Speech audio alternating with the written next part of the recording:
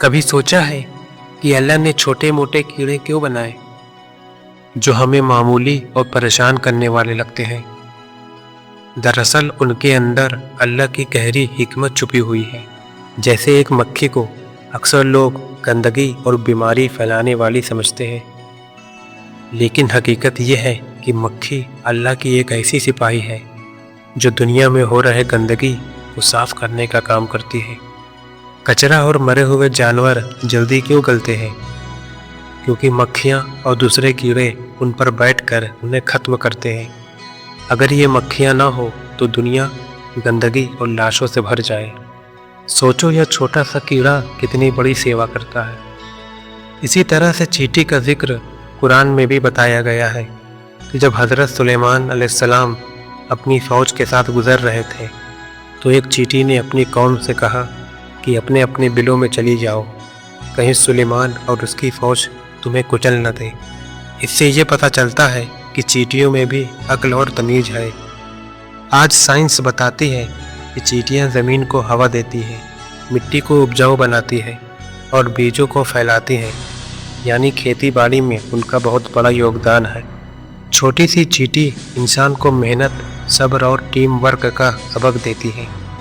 मच्छर भी अल्लाह की एक मखलूक है जो इंसान को परेशान करते हैं, डंक मारते हैं और बीमारियां फैलाते हैं, लेकिन अल्लाह ने उसे भी बेकार नहीं बनाया। मच्छर बहुत से परिंदों, चमगादड़ों और मछलियों का खुराक है। अगर मच्छर ना हो तो ये पूरा खाने का चक्र टूट जाए।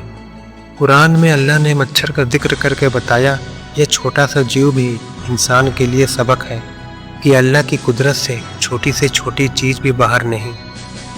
इंसान परेशान होता है, मगर यही परेशानी उसे सब्र करना और अपनी कमज़ोरी को याद दिलाना सिखाती है।